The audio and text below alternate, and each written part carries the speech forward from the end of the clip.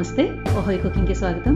ఈరోజు కీరా తొక్కలతో తంబుళి అనేది ఎలా చేయాలో చూసుకుందాము. ఈ తంబుళి అనేది కర్ణాటకలోని మల్నాడ్ కరావళి ప్రాంతాల్లో రోజువారీ వంటల్లో తప్పకుండా చేసుకునే ఐటమ్ ఇది భోజనంలో మొదటి ఐటమ్గా వడ్డించుకుని తినే వంటకం ఇది. దీనికోసం ఒక కీరా తీసుకున్నాను. ఇది శుభ్రంగా కడిగి పెట్టుకున్నది. పైన కింద తొడిమ తీసేసుకొని ఈ తొక్క తీసేసుకోవాలి.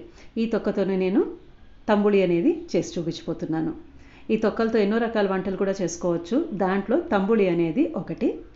చాలా సులభంగా చేసుకునే ఐటెం.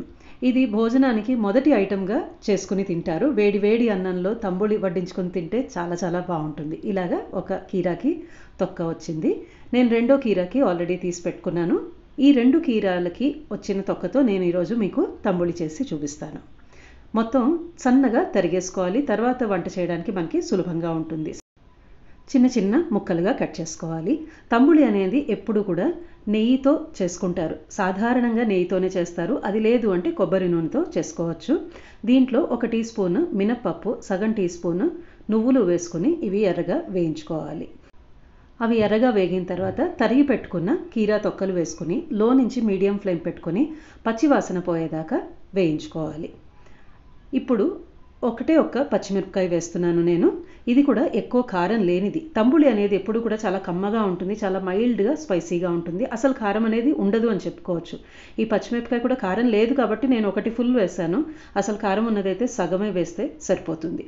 ఇది భోజనంలో మొదటి ఐటెంగా తింటాం కాబట్టి పొట్టకి చాలా హాయిగా ఉంటుంది. ఎక్కువ కారంగా ఉండదు. ఇప్పుడు ఇలాగ వేగితే సరిపోతుంది. పైన తొక్కంతా కాస్త వాడి కొంచెం తెలుపు వర్ణం వస్తుంది. అక్కడ దాకా వేయించుకుంటే సరిపోతుంది. స్టవ్ ఆఫ్ చేసేయచ్చు. తర్వాత ఒక మిక్సీ జార్లో 1 కప్పు తురిమిన ఫ్రెష్ కొబ్బరి వేసుకుని ఈ వేయించి పెట్టుకున్న పోపు కూడా కీరా తొక్కలది ఆ మిశ్రమం కూడా ఈ కొబ్బరితో పాటు వేసేసుకుని కొద్దిగా నీళ్లు పోసుకొని మెత్తగా నున్నగా రుబ్బుకోవాలి. ఇలాగా పేస్ట్ లాగా చేసేసుకోవాలి. ఎక్కడ గట్టిగా ముక్కలు చెక్కలు ఉండకూడదు. అది అంతా ఇప్పుడు నేను తంబుళి చేయబోయే పాత్రలో వేసేసుకుంటున్నాను. తర్వాత మిక్సర్ జార్లోంచి కూడా కొంచెం నీళ్లు తీసి వేసుకుంటున్నాను. తంబుళి ఎప్పుడూ కూడా చిక్కటి మజ్జిగతో చేసేది. పెరుగు అనేది వాడరు. కమ్మటి మజ్జిగ, పులుపు పెరుగు కానీ పులుపు మజ్జిగ కానీ వాడి చేసేది కాదు. 2 కప్పుల చిక్కటి మజ్జిగ వేసుకుని తగినంత ఉప్పు వేసుకుంటున్నాను. మొత్తం కలుపుకుంటే చూపిస్తున్నాను మీకు ఎంత కన్సిస్టెన్సీ ఉండాలి అనేది. చూడండి, ఇలాగా ఉండాలి.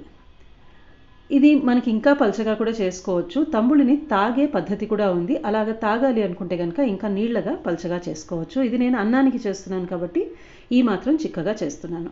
తర్వాత బాండ్లీలో 1/2 టీ స్పూన్ నెయ్యి వేసుకుని 1/2 టీ స్పూన్ ఆవాలు, 2 పెద్ద చిటికెలు ఇంగువ, కొంచెం కరివేపాకు వేసి వేయించుకుని తంబుళికి పోపు ఇచ్చేస్తే మనకి రుచిగా ఉండే తంబుళి సిద్ధమైనట్టే. ఎంత బాగుంటుందంటే అంత బాగుంటుంది.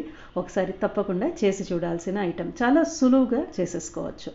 ఒకసారి మీరు కూడా చేసి చూడండి. మీ అభిప్రాయం చెప్పండి. మరొక రెసిపీతో త్వరలో కలుస్తాను. ధన్యవాదాలు.